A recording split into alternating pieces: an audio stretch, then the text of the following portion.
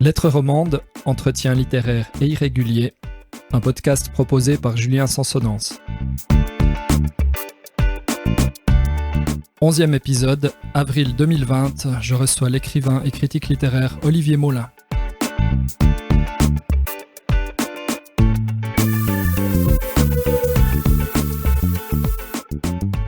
J'ai le grand plaisir de recevoir aujourd'hui Olivier Molin, écrivain, auteur de plusieurs romans et essais. Vous êtes également critique littéraire français. Puis-je vous demander de vous présenter avec vos propres mots ? Oui, bonjour tout d'abord. Merci de m'accueillir sur votre blog. Écoutez, je suis un homme de 50 ans et je suis journaliste pour gagner ma vie. Et à côté de ça, j'ai écrit une dizaine de romans. Voilà un peu une présentation brève. Difficile de savoir si on vit une époque formidable, mais en tout cas elle est très particulière. Je parle ici naturellement du confinement. Alors c'est un confinement qui est hard en France, un petit peu plus soft en Suisse. Comment est-ce que vous vivez cela ? Quel regard d'écrivain et de citoyen vous portez sur cette période tout à fait inédite ? Écoutez, plusieurs choses. D'abord, à titre personnel, je pense qu'il y a largement pire que ma situation. C'est pas très drôle, mais j'ai un appartement assez confortable. Je le partage avec ma femme et 2 filles. Donc on est 4. Ça se passe plutôt bien. Je pense beaucoup en ce moment aux gens qui ont des enfants en bas âge. Et ça doit être très très dur d'être dans un appartement avec des petits-enfants sans pouvoir les faire sortir. Donc voilà, à titre personnel, le confinement se passe plutôt bien, d'autant que le travail continue à distance pour la presse. Après, si vous voulez une analyse plus générale, je pense que cette situation que l'on vit actuellement, si vous voulez, et là je parle pour la France, pour mon pays, est quelque chose d'extrêmement humiliant. C'est-à-dire qu'on a véritablement là des choses qui se sont révélées dans cette crise et qui montrent que la France s'est bel et bien engagée, si vous voulez, dans une forme de tiers-mondisation, c'est peut-être exagéré, mais enfin c'est pas très loin. Et moi, ce qui me frappe surtout dans cette situation, si vous voulez, c'est que ça fait, vous savez, en France, ça fait quand même belle lurette qu'il y a des débats sur la perte de souveraineté, ce que ça implique, mais c'était très abstrait jusqu'à présent. C'était quelque chose d'assez abstrait, avec des débats biaisés, très idéologiques, où des gens se permettaient même de ricaner un peu lorsqu'on parlait de souveraineté. Alors là, moi, ce qui me frappe, si vous voulez, c'est qu'on se rend compte concrètement ce que veut dire une perte de souveraineté. C'est-à-dire que la voie dans laquelle la France est engagée depuis quelques décennies, là, montre tout simplement où on en est, c'est-à-dire que la dépendance totale à l'étranger, notamment à la Chine, pour des choses de première importance, des médicaments, etc., impossibilité d'avoir des tests, des masques, enfin, etc. Et là, on se rend compte, si vous voulez, concrètement de ce qu'est une perte de souveraineté nationale, quoi. Finalement, les critiques de la mondialisation libérale avaient raison d'une certaine manière, ou en tout cas la situation semble leur donner assez largement raison. En tout cas, je pense, si vous voulez, que oui, la situation leur donne raison, mais c'est surtout que je pense que par idéologie, on s'est assis sur des idées, si vous voulez, qui me paraissent de bon sens, qui sont des idées de l'État stratège, l'État qui est là pour assurer la sécurité de ses citoyens, etc. On s'est assis là-dessus. Et on se rend compte aujourd'hui, vous savez, j'ai un exemple, j'ai vu encore dans Le Monde d'aujourd'hui, on avait une usine en Bretagne qui fabriquait des millions de masques par an, qui a fermé ses portes en septembre 2018. Vous voyez. Bon, des choses comme ça. C'est-à-dire qu'on s'est dit, si vous voulez, il y avait quelque chose un peu de bisounours, où on s'est dit, maintenant le monde est un grand village, chacun va se spécialiser, certains vont produire, d'autres vont transformer, d'autres vont consommer, et puis tout ira très bien, tout est ouvert, il n'y aura plus de barrières, etc. Et puis on se rend compte que quand il y a une crise, alors ça aurait pu être une guerre, mais en l'occurrence c'est une épidémie, et ben les choses ne fonctionnent pas du tout comme on l'espérait, quoi. Une particularité peut-être de la situation française en ce qui concerne la pandémie de coronavirus, c'est qu'elle intervient après une séquence historique également très significative, très importante, qu'a été le mouvement des Gilets jaunes. Alors naturellement, les deux événements sont de nature tout à fait différente, on ne peut pas les lier directement entre eux, mais est-ce qu'on peut quand même chercher à donner du sens à ces événements ? Est-ce qu'il faut y voir une longue phase finalement chaotique en France ? Ouais, si vous voulez les lier directement, ça paraît en effet assez difficile dans la mesure où ils n'ont pas grand-chose à voir, ces deux événements, mais il n'empêche que les choses n'arrivent jamais tout à fait par hasard et que je crois quand même que cette séquence, si on met tout bout à bout, on arrive quand même à l'épuisement d'un cycle, quoi. Ouais. Moi, j'ai l'impression que ça donne, si vous voulez, c'est qu'il y a un cycle qui se referme, il y en a un autre probablement qui va s'ouvrir ou qui est en train de s'ouvrir, mais c'est évidemment dans les périodes, vous savez, je crois que c'est Gramsci qui disait que je connais plus la citation exacte et peu importe, mais qui disait qu'entre deux mondes, monde. Vous savez, c'est quand un monde se termine et qu'un autre apparaît, bah, c'est quand même là la période de tous les dangers, quoi. C'est-à-dire tout peut partir en sucette, si vous me passez l'expression. Oui, tout à fait. Et selon vous, cette période un peu intermédiaire, elle a débuté quand? Est-ce qu'elle a débuté avec la Seconde Guerre mondiale? Est-ce qu'elle a débuté plus tôt avec la Révolution française?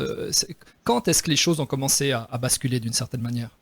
Moi, si vous voulez, l'impression que j'ai, c'est que on est rentré. Alors évidemment, on pourrait remonter très loin, hein, sur on va dire, vous parlez de libéralisme avant, mais sur la séquence libérale a commencé, même probablement, les prémices ont commencé. On peut aujourd'hui aller jusqu'à la Renaissance quasiment. Vous voyez, bon, c'est vraiment au XVIIIe siècle que les choses se mettent en place, puis au XIXe, là, on rentre dans une séquence qui tend en effet vers la mondialisation. Mais je pense, moi, précisément que tout doucement, alors évidemment, le temps historique n'est pas le temps de l'actualité, mais je pense quand même qu'on sort tout doucement de cette séquence. C'est-à-dire alors vers où on va, j'en sais rien, on va pas vers un retour en arrière, je ne crois pas du tout qu'on retournera, mais on va vers quelque chose d'autre. C'est-à-dire que la mondialisation telle qu'on nous l'a vendue il y a une quinzaine d'années en disant que c'était l'horizon ultime de l'humanité et que c'était quelque chose d'inéluctable et qui allait en plus apporter le bonheur, je crois que ça, c'est en train de mourir, cette idée. Vous y avez déjà très largement répondu, mais est-ce que vous êtes à l'aise dans votre époque? Est-ce que vous aimez cette époque, Olivier Molin? Écoutez, c'est une question qui est plus compliquée que, figurez-vous, que ce qu'on pourrait attendre, parce que, évidemment, cette époque m'épouvante sur plein d'aspects, mais en même temps, je la trouve passionnante. C'est-à-dire en tant que, vous voyez, en tant que témoin, quand je dis témoin, ou en tant qu'observateur, on va dire, hein, je la trouve passionnante. Parce que, si vous voulez, on nous avait vendu, quand même, rappelez-vous, il n'y a pas si longtemps, la fin de l'histoire, et puis un monde totalement apaisé, sans frontières, avec comment dire, avec une économie qui serait magnifique et qui profiterait à tous, enfin la fin des idéologies, etc. etc. Et on se rend compte que pas du tout, l'histoire continue son cours, et du reste c'était très naïf d'avoir cru que l'histoire s'arrêterait. Mais là l'histoire redémarre, j'ai l'impression. Donc évidemment là il faut mettre ses ceintures de sécurité parce que ça va secouer, quoi. Ça secoue un peu, oui. Donc ça va pas être très drôle, je pense que c'est une période qui va pas être très drôle. Alors moi je vous ai dit avant, j'ai 50 ans, ma vie elle est en partie faite si vous voulez, donc, mais je pense surtout à la génération d'après, notamment à celle de mes enfants, je pense qu'ils vont vivre dans un monde qui ne sera pas très drôle du tout, malheureusement. Pour revenir un peu plus précisément à la littérature, est-ce qu'un écrivain peut être à l'aise dans son temps? Finalement, la détestation de son époque, c'est quelque chose qui traverse l'histoire de la littérature depuis longtemps. Oui, c'est vrai. Alors pas forcément la détestation du reste, mais on va dire l'esprit critique par rapport à son époque. Ça, je crois en effet que c'est assez important. Mais je vous répète, la détestation, c'est plus compliqué que ça. Moi, parce que moi, mine de rien, c'est vrai que je peux paraître comme ça, avoir un discours très anti-moderne et très très critique par rapport à cette modernité libérale. Mais enfin, si je suis très honnête avec moi-même, il y a quand même des points de cette époque qui me conviennent. Vous voyez, je profite aussi de ce monde moderne et libre donc les choses sont plus ambigu et plus compliqué, si vous voulez. Tout à fait. Mais il est vrai que moi, j'ai plutôt une vision assez critique de ce monde, parce que je pense que cette mondialisation libérale, appelons-la comme ça, on pourra l'appeler progressisme, enfin peu importe, mais elle avait certainement des idées très nobles et très comment dirais-je, des belles idées qui étaient sincères, mais je pense que alors elle a quand même comment dirais-je, les espoirs qu'elle a fondés ont été tous les uns après les autres humilié, quoi.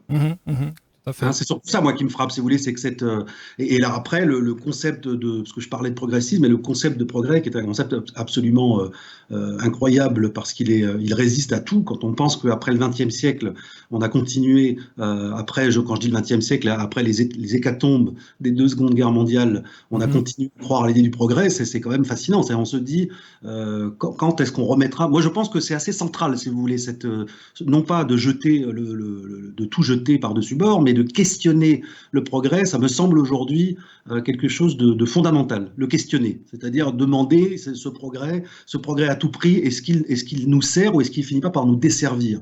C'est-à-dire en gros en nous enlevant plus de choses qu'il nous apporte, vous voyez? Je pense que c'est un questionnement qui est très intéressant aujourd'hui et qui est largement éludé. Comment est-ce que vous parvenez à finalement concilier ce questionnement sur le progrès, qui est plutôt d'ordre politique, avec un travail qui est d'ordre littéraire? Comment est-ce qu'on arrive toujours facilement à mêler ces deux, je sais pas, ces deux grandes sphères finalement? Écoutez, c'est très intéressant parce que Je pense qu'en effet, il y a, dans mon travail de romancier, il y a certainement, comment dirais-je, ces idées existent, mais elles n'existent pas au sens des idées politiques plaquées. Moi, si vous voulez, je suis persuadé d'une chose, c'est que le roman politique, pour rater un roman, la meilleure manière, c'est de faire de la politique. Vous savez, je pense que l'idéologie et la politique doivent s'arrêter au seuil du roman. Ça, j'en suis convaincu. Et c'est-à-dire que le romancier, tel que je le vois moi, hein, c'est-à-dire c'est une manière de créer des univers, de créer des personnages, de raconter des histoires. Moi, j'adore raconter des histoires. Mais il est évident que moi, la manière dont j'essaie d'articuler ce que vous me demandez par rapport à ces idées sur le progrès, c'est, alors, comment dire, c'est probablement en essayant dans mes romans d'imaginer des personnages qui, un peu comme moi, sont lassés de ce monde, qui ne s'y retrouvent plus, si vous voulez, et qui vont créer des sortes de contre-mondes, on pourrait dire, vous voyez, qui vont créer des de contre-mondes, c'est-à-dire des mondes où ils vont, comment on pourrait dire ça, où ils vont essayer de recréer, j'allais dire valeur, mais c'est un terme qui me semble un peu pompeux, mais ils vont recréer en fait des fidélités anciennes, on pourrait dire, et des manières de vivre anciennes. Voilà, c'est plutôt ça. Vous voyez, des manières de vivre que cette modernité, comment dire, a mis à bas, quoi, tout simplement. Donc voilà, là, il y a peut-être, c'est par ce biais-là, mais si vous voulez, il n'y a pas de politique au sens propre. C'est-à-dire, alors moi, j'ai un défaut, évidemment, parfois, c'est de faire parler mes personnages et de les faire discourir.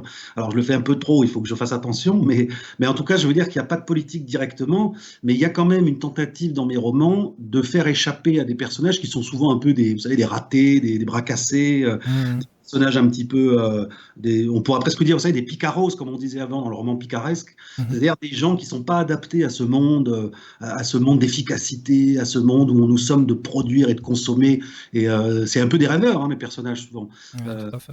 Comme dans les Lumières, je crois que vous parliez La fête est finie, non, ou les Lumières du ciel. Oui, les Lumières du ciel, c'est vrai que voilà, c'est assez explicite, hein, cette volonté finalement de recréer un univers avec ses propres règles, ses propres codes. Il y a un côté un peu libertaire finalement dans ce livre. Oui, après c'est vrai, il y a un côté un peu libertaire, c'est-à-dire dans la mesure où ce sont des gens qui vont recréer leur propre liberté au sein d'un monde qui, même si elle érige la liberté, si vous voulez, en valeur suprême, au nom de la liberté, paradoxalement, parfois la rogne, en vérité. Vous voyez, c'est ça le paradoxe quand même de la liberté, que la liberté libérale, pourrait-on dire. Tout à fait. Sans doute la subtilité d'un écrivain, c'est de faire ce que vous faites, c'est-à-dire de ne pas assommer le lecteur de thèses et d'idéologie, parce qu'effectivement, il n'y a rien de pire. Il y a rien de pire, voilà. Voilà, ça se voit, ça se sent quand on lit des textes comme ça qui veulent nous faire passer un message. En général, ça passe pas, à moins que ce soit des essais qui soient présentés comme tels. Mais c'est vrai que pour des romans, c'est beaucoup plus compliqué. Par contre, on peut sentir parfois entre vos lignes disons, le côté politique apparaît parfois. Entre les lignes, mais c'est fait suffisamment subtilement, disons, pour que écoutez, c'est gentil, c'est un beau compliment que vous me faites, parce que si c'est le cas, je suis ravi, parce que en tout cas, c'est ce que j'essaye de faire, si vous voulez. Je suis absolument d'accord avec vous.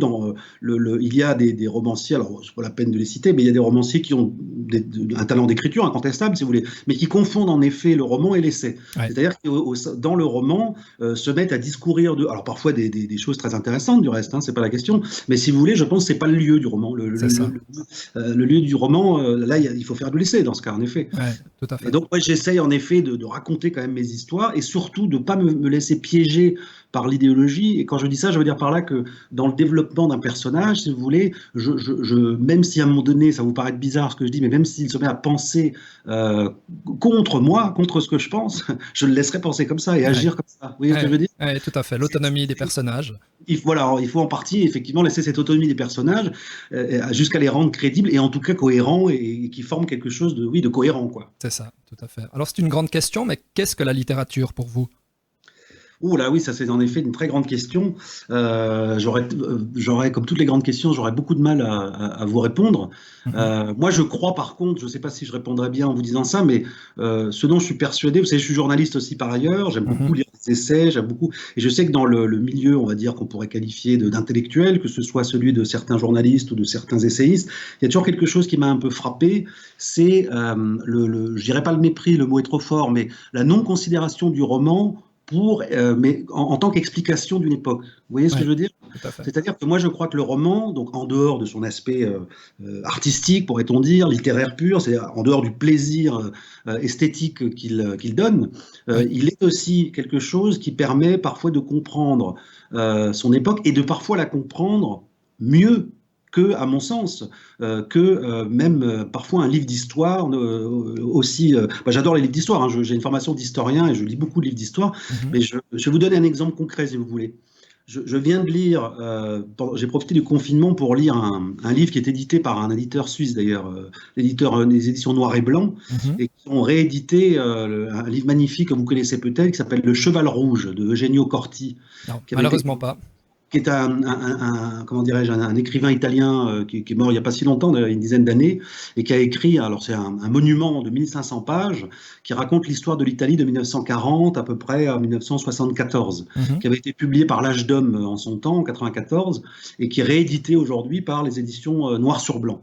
Et ben, ce livre vous donne, si vous voulez, une analyse de cette période absolument inouïe. Vous voyez, par la vérité morale des personnages, alors les faits sont évidemment, c'est un romancier très réaliste qui a maintenu la véracité des faits, vous voyez, mais ça donne une explication, une analyse des événements qu'un livre d'histoire aussi brillant fut-il, à mon sens, ne permettrait pas. Donc il y a aussi le roman, et puis bon, ce qu'on dit toujours, mais c'est absolument vrai, pour comprendre le 19e siècle, il faut lire Balzac. C'est ça. C'est ça, tout à fait. À côté des livres de sociologie aussi, c'est une autre manière d'accéder finalement à la connaissance du réel, qui est complémentaire. Exactement. En fait. Oui, et puis bien sûr, il ne faut pas les opposer, je suis absolument d'accord avec vous. Mais je veux dire que souvent, enfin voilà, parce que je vous dis ça pourquoi ? Parce que je constate, notamment en France, qu'il y a beaucoup d'intellectuels, entre guillemets, qui considèrent le roman comme un pur amusement, quelque chose que l'on lit pour se faire plaisir, ce qui est vrai, hein, certainement, mais moi je pense qu'il y a une autre dimension du roman qui permet d'élargir la compréhension de la réalité et de l'époque dans laquelle on vit, ou des époques passées d'ailleurs. Tout à fait. Pour revenir à vos livres, vous adoptez donc un regard qui est parfois critique, un petit peu caustique, et vous ne manquez pas d'humour. Hein, ça, c'est un trait aussi qu'on perçoit très, très clairement chez vous. Vos livres sont souvent très drôles. Je pense aux Lumières du ciel, notamment, il y a des scènes tout à fait hilarantes. Est-ce que c'est naturel chez vous ou est-ce que vous travaillez cet aspect de vos livres ? La question de l'humour, figurez-vous j'arrive même pas à la trancher moi-même parce que quand j'ai commencé à publier mes romans, pour vous dire la vérité, alors depuis, beaucoup de critiques l'ont dit, on me l'a beaucoup dit, c'est des romans paraît-il qui font beaucoup rire. Tant mieux. J'adore l'humour en littérature, du reste. En tant que lecteur, j'aime bien les romans drôles. Je trouve qu'un roman n'a pas à être forcément tragique et sombre. Enfin, j'aime bien rire aussi quand je lis. Bon, mais après, l'impression que j'ai, si vous voulez, c'est que je vois les choses d'une certaine manière et je vois les choses d'une manière toujours facilement un peu grotesque, quoi. Vous voyez, ce grotesque mais assez naturel. Sauf qu'après, évidemment, il y a un travail derrière. Et alors le travail, on va dire de l'humour, enfin, c'est un travail, comment dire, très très compliqué parce que vous savez, on est sur la crête. Et alors si on tombe d'un côté, on est lourd, on devient lourd. Alors il faut rester sur la crête. Alors c'est un travail, mais moi c'est un travail qui passe beaucoup par le dialogue d'ailleurs, mais pas seulement, ou par des situations. Mais c'est vrai que c'est quelque chose, je crois, voir comment dire, cette espèce de grotesque ou cette espèce d'humour qu'on peut voir même dans les scènes parfois les plus sérieuses. Vous savez, je sais pas à quoi c'est dû, mais je vois toujours le petit côté, le type qui va se ramasser sur une peau de banane, quoi. Ouais, c'est ça. Il y a un côté farce en fait, très souvent. Il y a un côté farce, en effet. Et puis, alors, ça, je crois que, vous savez, moi, je suis rentré en tant que lecteur en littérature, précisément par les farces médiévales. Alors, probablement que ça m'a... J'ai beaucoup lu de farces médiévales. À un moment donné, moi, j'ai fait des études d'histoire et pendant très longtemps, j'étais un peu comme les gens dont je viens de parler. Je ne considérais pas le roman comme quelque chose de très sérieux. Et je lisais que des livres d'histoire. Et je suis rentré en littérature j'avais une passion pour l'histoire du Moyen-Âge, et donc j'ai commencé à lire des farces, mais un peu dans un esprit d'historien, et j'ai pris un plaisir immense à lire ces farces médiévales, et je suis rentré en littérature comme ça, en fait. En littérature comme lecteur, hein, j'entends. Ouais, c'est intéressant. Alors, vous avez écrit Les Retrouvailles, qui est un excellent roman de confinement, un roman à lire dans ces jours, les jours d'aujourd'hui. Vous avez également écrit Le Populisme ou la mort, qui est dans un tout autre genre, hein, puisqu'il s'agit en somme de quelque chose entre le journal et l'essai. Hein.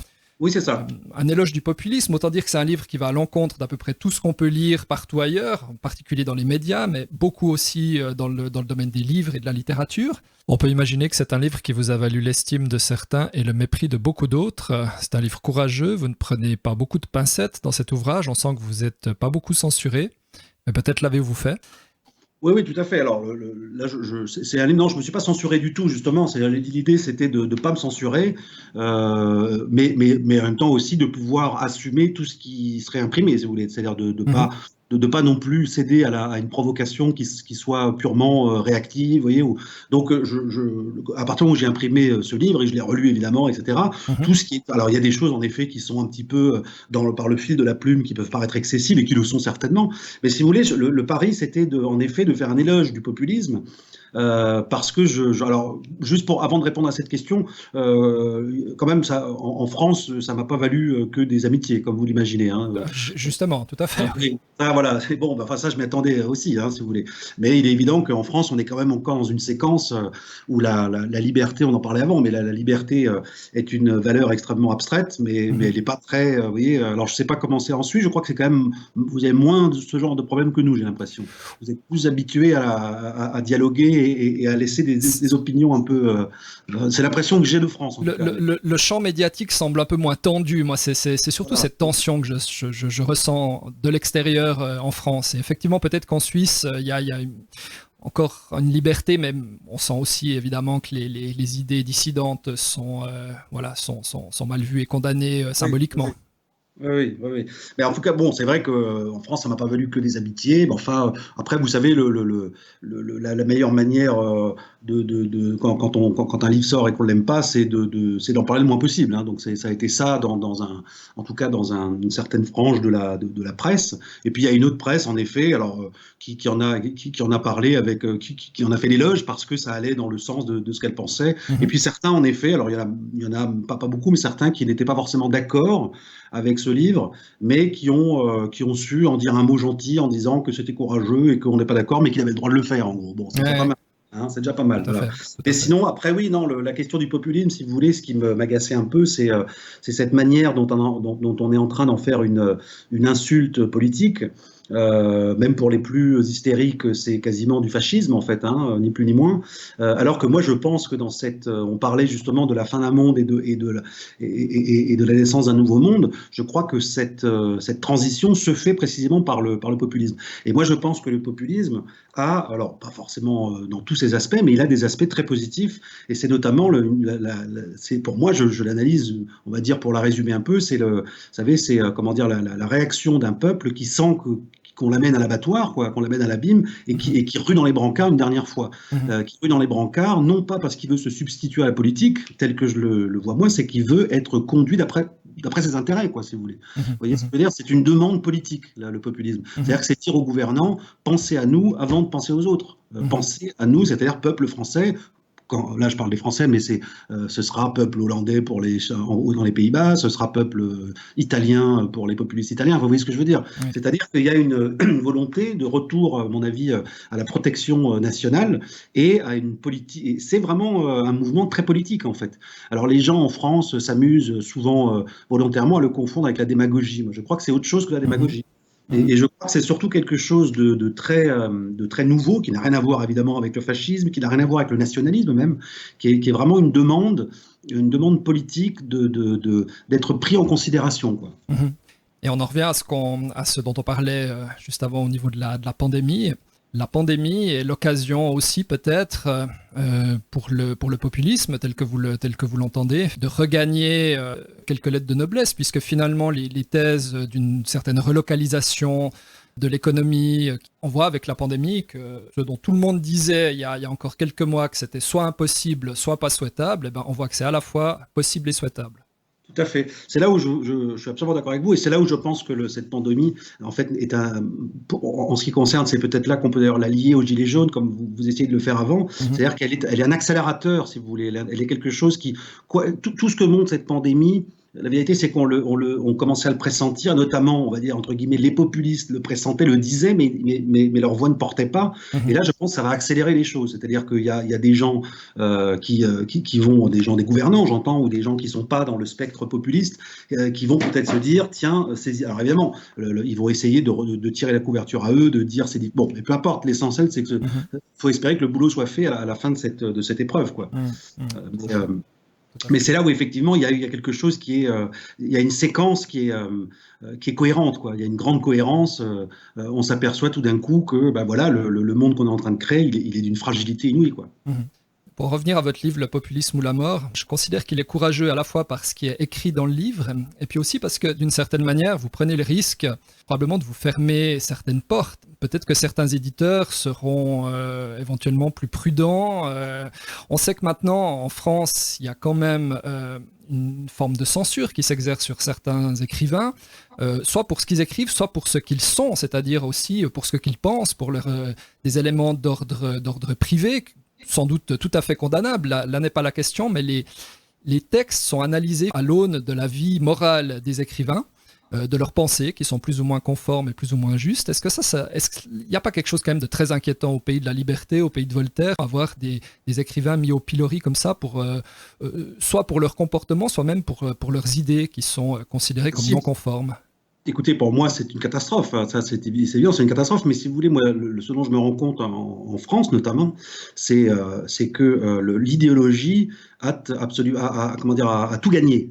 C'est qu'aujourd'hui, en effet, ce que vous dites est très, très juste. C'est qu'aujourd'hui, j'allais dire, on ne juge plus les gens selon leur mérite, ou selon leur honnêteté intellectuelle, ou selon leur talent, même. On les juge selon leur engagement. Si l'engagement n'est pas le même que celui que, d'après, on va dire, l'intelligentsia, il conviendrait d'avoir, vous êtes blacklisté.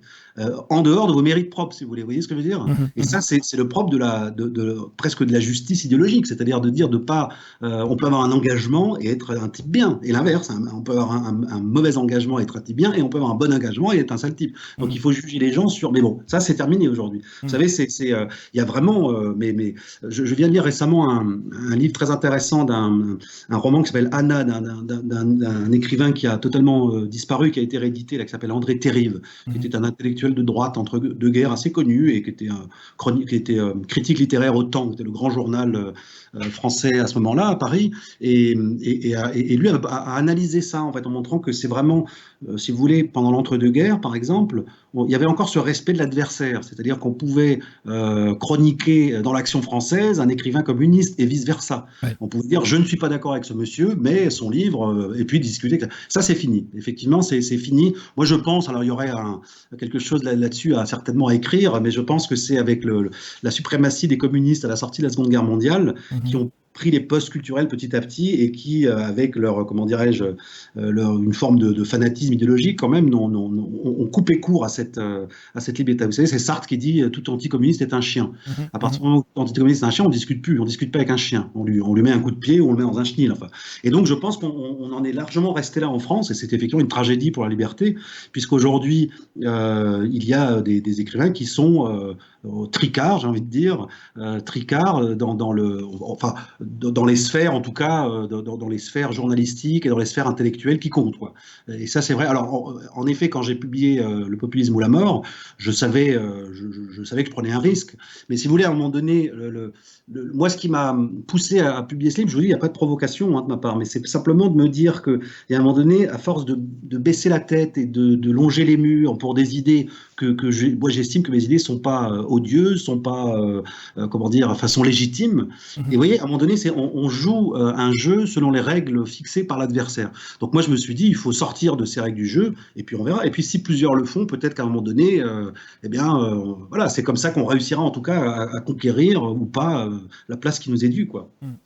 Mais je crois qu'à un moment donné, vous voyez, il y a une forme, alors, le mot guerre vous paraître tout de suite excessif et grandiloquent, mais il y a quand même une forme à un moment donné de lutte, oui, d'assumer ce qu'on est. Il n'y a pas de raison, si vous voulez, que ce soit toujours les mêmes idées qui ont décidé une fois pour toutes que les autres idées sentaient mauvais, étaient nauséabondes, comme ils aiment dire. Non, pas forcément, non. Est-ce que cette tradition du débat littéraire, de l'échange d'arguments, d'idées, elle n'a pas disparu aussi en partie par la disparition même des supports, c'est-à-dire qu'en tout cas en Suisse, et c'est probablement le cas aussi en France, la critique littéraire a très largement disparu des grands journaux, les espaces de débat, d'interview, de dialogue autour des livres et des idées ont très largement disparu aussi. Est-ce que tout ça n'est pas la conséquence de cette logique-là aussi, c'est-à-dire qu'il n'y a plus de lieu véritablement d'échange d'idées et d'arguments, ces lieux où, comme vous le racontiez, finalement, des écrivains de droite, de gauche, de toute obédience pouvaient se retrouver et débattre parfois avec des arguments extrêmement virulents. On sait que ça pouvait aller au 19e siècle jusqu'au duel, les questions d'honneur, etc. Mais voilà, est-ce que c'est pas la disparition aussi des formats et des supports qui est responsable de ça, à côté de la stricte idéologie? Oui, je comprends ce que vous voulez dire, mais je crois que la disparition de ces supports, elle n'est qu'une conséquence, si vous voulez, d'un refus du vrai débat et qui fait que le débat est devenu un débat entre gens, en vérité, qui sont d'accord sur l'essentiel et qui, par conséquent, c'est de l'eau tiède, ça n'intéresse plus personne, donc ça disparaît. Vous voyez, c'est plutôt dans ce sens-là que je le vois. Alors, après, il faut voir aussi ce qui n'est pas faux, c'est qu'en ce moment, il y a quand même, vous savez, devant l'offensive populiste en France et notamment devant les scores d'un de ces grands partis populistes, et je pense au parti de Marine Le Pen, qu'à un moment donné, plus personne ne pouvait nier que ce parti avançait d'élection en élection. Donc il y a quand même, la télévision a ouvert un peu, a ouvert à des personnalités parce qu'ils ont quand même senti, alors quand je dis la télévision, c'est pas toute la télévision, mais c'est les petites chaînes, on va dire les petites chaînes vous savez, du câble, enfin je sais pas comment on appelle ça, mais les petites chaînes périphériques, mais ont quand même ouvert. Par exemple, je pense évidemment à un chroniqueur comme Éric Zemmour, qui est maintenant à sa tribune dans une chaîne qui s'appelle CNews. Ça, c'est quand même quelque chose qui était inenvisageable il y a peut-être encore 10 ans ou 15 ans, quoi. Donc les choses s'ouvrent tout doucement parce que, si vous voulez, à un moment donné, le fossé entre ce que pensent les élites, pour faire vite, et le peuple est devenu tellement béant que, si vous voulez, ça n'est même pour eux, ça n'est plus vivable, quoi. Ça n'est plus tenable. Donc ils sont obligés de donner quand même quelques gages. Alors bon, moi ce que je souhaite, c'est qu'il y ait évidemment beaucoup plus de diversité intellectuelle et idéologique à la télé, parce que encore aujourd'hui, ça reste totalement disproportionné. Vous voyez encore des débats sur les grandes chaînes, c'est ahurissant. Si vous voulez, c'est des débats où on a l'impression que tout le monde est d'accord et du coup, ils vont le débat porte sur des choses totalement anecdotiques, vous voyez. Ouais, tout à fait. Pour vous donner un exemple, quand même, il y a quelque chose que je trouve inouï. Si vous voulez, aux États-Unis, il y a des économistes qui écrivent des livres sur l'euro, des livres incroyables, enfin d'une critique, notamment, alors j'ai oublié son nom là, j'aurais dû le regarder avant, peu importe, mais il y a un économiste très influent aux États-Unis qui a publié un livre. Ce livre n'est pas traduit en français.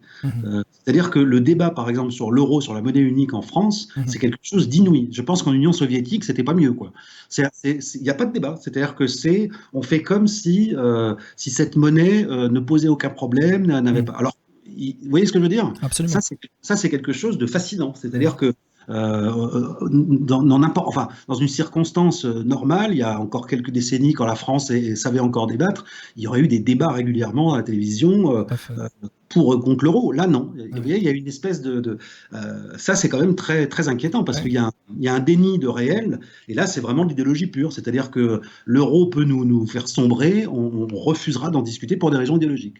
Et ça, c'est quand même quelque chose que je trouve assez inquiétant, quoi. Oui, vous parlez des États-Unis, c'est vrai qu'on peut penser beaucoup de choses des États-Unis. En l'occurrence, ils ont une tradition du débat et de la liberté d'expression protégée par je ne sais quel numéro d'amendement, mais enfin, ils ne rigolent pas avec ça. Et c'est vrai qu'aux États-Unis, il y a des néo-nazis, il y a des antisémites, tout ce qu'on veut, et ces gens-là ont assez peu d'audience. C'est-à-dire que plus on les laisse s'exprimer, plus ils se décrédibilisent d'une certaine manière par leur outrance et leurs excès.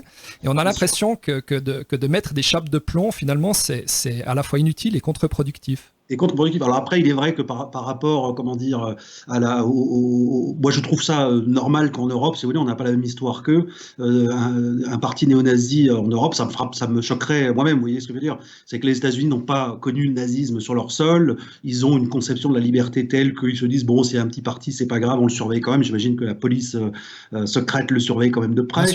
Bon, mais si vous voulez, moi j'en suis vraiment pas à réclamer une liberté absolue et totale.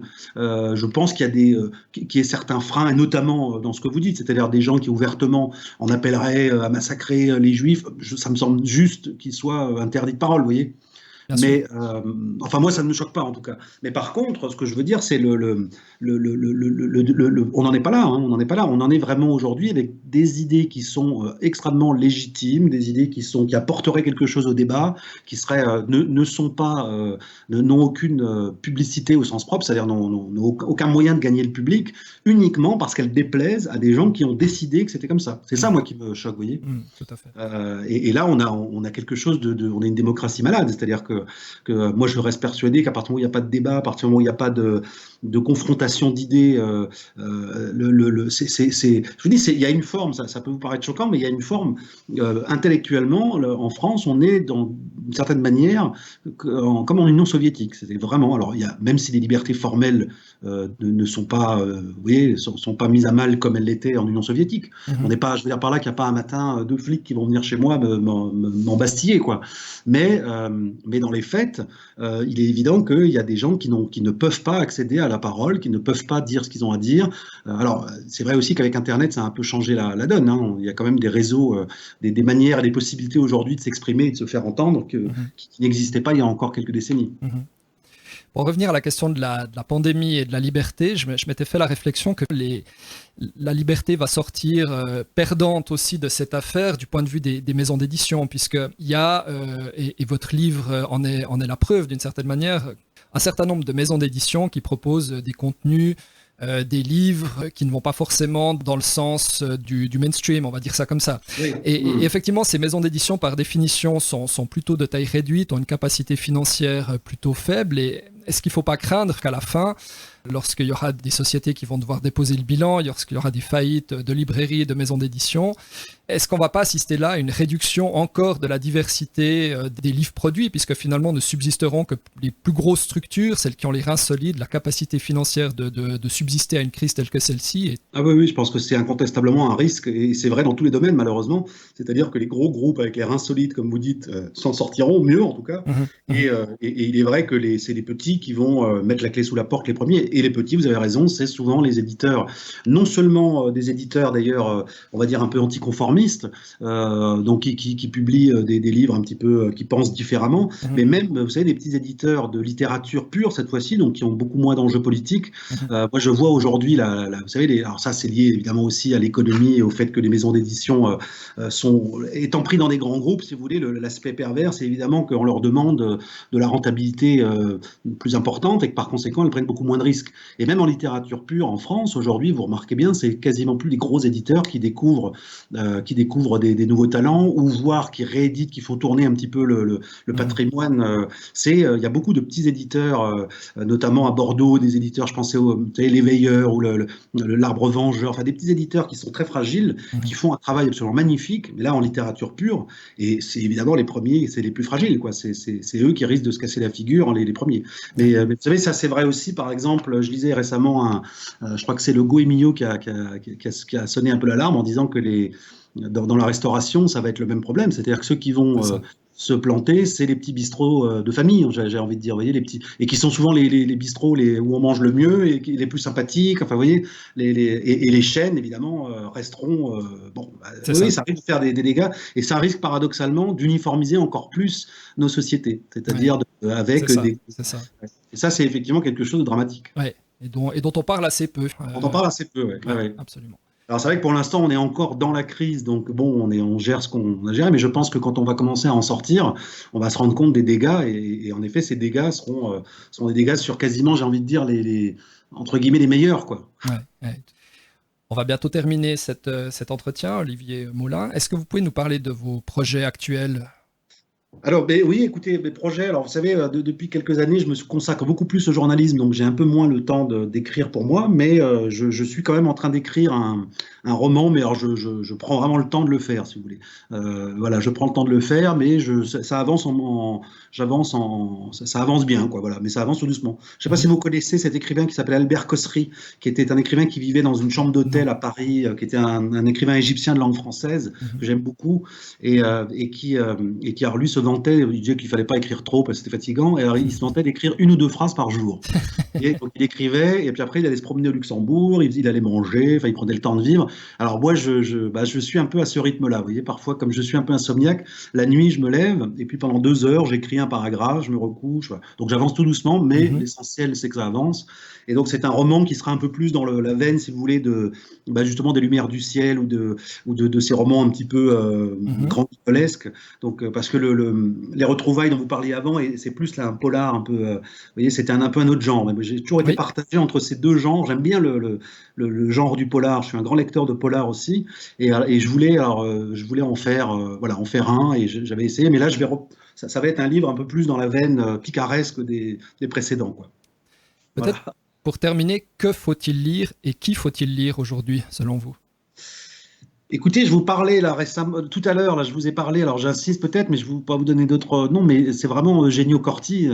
Là, je ne peux que vous inciter à le lire et inciter vos auditeurs à le lire parce que c'est vraiment un roman absolument fabuleux. Bon, alors, je vous dis, c'est un monument, donc là c'était pendant le confinement, c'était la bonne période pour le lire. Vous savez, c'est un livre, moi je l'avais acheté en 94 à l'âge d'homme et Mhm. je voulais le lire, mais j'avais toujours repoussé parce que on sait que j'avais toujours autre chose à faire. Puis là, je me suis dit, il est ressorti chez Noir et Blanc, je me suis dit, allez, je vais le lire, c'est vraiment fabuleux.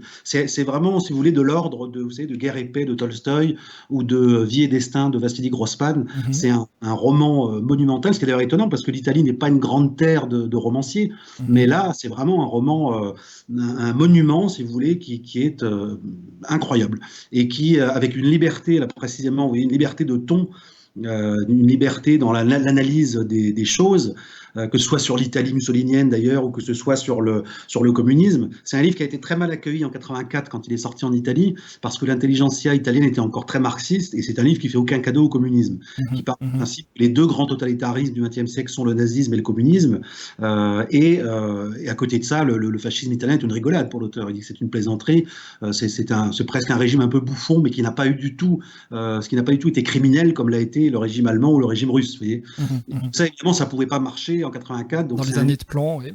voilà, aux années de plomb, ça ne pouvait pas marcher. Donc c'est un livre qui a été vraiment, là pour le coup, vous voyez, étouffé par une chape de plomb. Mais alors ce qui est incroyable, c'est que, et là c'est quand même un message très rassurant, ce livre s'est créé, si vous voulez, en Italie, un lectorat souterrain. Et là, aujourd'hui, il y a 33 rééditions depuis 84. Mhm. Et pour les Italiens, alors il est assez peu sorti encore d'Italie, mais il commence quand même. Mais pour les Italiens, c'est considéré comme le grand roman du XXe siècle. D'accord. Et ça, c'est quand même très. Et alors aujourd'hui, donc, il est traduit, il commence à être traduit quand même à l'étranger. Et c'est vraiment un roman tout à fait épatant, quoi. Mhm. Oui, dans les romans peut-être un peu plus contemporains et français, francophones. Alors écoutez, dans les romans contemporains, là, pour vous dire la vérité, depuis le confinement, il n'y a rien qui m'est tombé sous la main. Mhm. Moi, le dernier coup de cœur véritablement que j'ai eu un romancier français, alors pareil, c'est un gros livre aussi, mais c'est Le Triomphe de Thomas Zins, ça s'appelle, d'un auteur qui s'appelle Mathieu Young. Mhm. Alors, c'est un livre qui est paru il y a 2 ans, je crois, en France, quelque chose comme ça, 2 ou 3 ans, qui malheureusement, alors pareil, il fait partie de ces livres. Je lui souhaite un destin comme Le Cheval Rouge de Corti, mais c'est un livre qui a été relativement étouffé par la presse. Il y a eu très peu de papier, mais c'est un livre quand même qui fait un petit chemin. Et moi, je connais pas mal de gens déjà qui le considèrent comme comment dirais-je, comme un livre important des 10 dernières années, un roman important. Et c'est vraiment un roman d'apprentissage qui se passe dans les années 80 à Nancy. C'est un roman absolument magnifique. Le Triomphe de Thomas Zins de Mathieu Young. Ça, c'est vraiment, pour moi, dans les 10 dernières années, c'est ce que j'ai lu de plus beau dans le domaine Mhm. français. Vous avez certainement lu L'homme surnuméraire de Patrice Jean. Oui, alors écoutez, bravo de m'en parler parce que vous voyez, j'allais enchaîner là-dessus. Et non, c'est vrai, c'est bien Ouais, sûr pour moi j'ai aujourd'hui beaucoup aimé. l'auteur.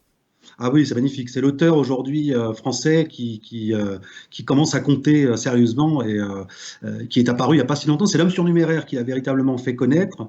Il a publié dans une toute petite maison à Paris. Alors c'est même incroyable qu'il ait réussi à exister comme ça. C'est vraiment une maison, vous voyez, quasiment d'artisan, quoi. Mhm. Et effectivement, L'homme surnuméraire, c'est un livre fabuleux. C'est un livre fabuleux qui, en plus, est apparu quelques semaines avant. Je ne sais pas si vous vous rappelez, il est sorti. Et puis, vous savez, c'est un livre qui, à la fin, annonce ce qui va probablement se produire et ce qui est en train de se produire, c'est-à-dire la façon dont on va charcuter la littérature du passé et dont on va enlever Oui. les choses. Et alors, ce qui est drôle, c'est quand il est sorti quelques semaines après, en Italie, justement, il y a eu un opéra l'opéra de Bizet Carmen qui est sorti. Et le réalisateur, enfin le metteur en scène de l'opéra, a changé la fin, puisqu'il trouvait que la fin, que Carmen se fasse tuer, c'était quand même un féminicide odieux. Et donc, il a changé la fin et il fait que Carmen tue comment dire, son oppresseur, quoi. Et alors, Ouais. ce qui m'avait fasciné, c'est que, si vous voulez, le livre sort et donc, vous voyez, quelques semaines après, ce qu'il prédisait est arrivé et ça arrivera de plus en plus. Je suis persuadé que, si vous voulez, ça, c'est aussi pour moi, un des aspects les plus dramatiques de ce progressisme idiot qui ne veut plus voir, si vous voulez, qui ne veut plus voir avec des yeux, comment on pourrait dire ça. Aujourd'hui, en fait, tout ce qui nous choque dans le passé, on n'arrive plus à s'abstraire, à dire c'était une autre époque, les gens pensaient différemment, il faut l'accepter. Non, on ne peut plus. Et ça, c'est quand même le progressisme qui nous coupe avec notre patrimoine et avec notre culture. Et c'est pour moi la chose la plus dangereuse du progressisme, elle est là, si vous voulez. Elle est que, vous voyez, le patrimoine devient scandaleux parce que la littérature du passé, elle est faite d'homophobie, d'antisémitisme, de racisme, voilà, bon, vous voyez. Mais oui, ça a été très clair avec l'affaire Matzneff, où finalement on lit avec les lunettes de 2020 des comportements des années 70, alors qui certes étaient sans doute condamnables, voire pénalement répréhensibles, mais tout de même, tous les intellectuels, toute l'intelligentsia, Bernard Pivot le premier, célébrait cet auteur. On retrouve des vidéos, hein, vous parliez du rôle d'Internet et des réseaux sociaux, c'est très amusant de voir comme à chaque épisode de ce type-là, des vidéos ressortent, toutes plus compromettantes les unes que les autres pour tous les commentateurs autorisés. Il y a quelque chose d'assez jouissif à ça aussi. Oui, oui, tout à fait. Et puis surtout, à l'époque, le truc, c'est que, comme vous le dites très bien, très justement, à l'époque, les gens rigolaient, quoi. Pivot se marrait, ils disaient, oui, bon, Alors bon, après, je pense qu'il y avait aussi, je suis pas certain que quand je dis le peuple, c'est-à-dire les gens populaires, aient marché dans cette combine. Je pense qu'eux ont toujours gardé cette espèce de... Oui, il y avait une connivence parisienne. Voilà, c'est ça. Il y avait quelque chose qui choquait personne. Alors aujourd'hui, quand on les voit tous crier, faire leur cri d'orfraie, là, c'est bon. C'est vrai que c'est risible. Mais je veux dire, vous voyez, alors, et là encore, on n'est pas loin, mais alors imaginez, même quand vous prenez des grands romans du XVIIIe siècle, la manière, je n'ai pas d'exemple en tête, mais la manière de traiter, par exemple, les Noirs ou les esclaves en Amérique, c'est la manière du temps, c'est-à-dire, vous voyez ce que je veux dire, on en parle comme les gens en parlaient à l'époque. Mais au lieu de réussir à s'abstraire de ça, de dire, bon, bah, c'était une autre époque, en fait, ce qu'on veut, c'est, on veut se couper de cette... comme si tout notre passé était radioactif, quoi. Ouais. Et donc, il faut s'en couper et donc vivre sans passé dans le présent. Et ça, c'est dramatique, quoi. Très bien, Olivier Molin. Bah, écoutez, c'était la dernière question. Je vous remercie beaucoup d'avoir pris le temps. C'est moi qui vous remercie. C'était Lettres Romandes, un podcast proposé par Julien Sansonance. Abonnez-vous sur iTunes, Google Podcast ou sur lettres-romandes au pluriel.ch.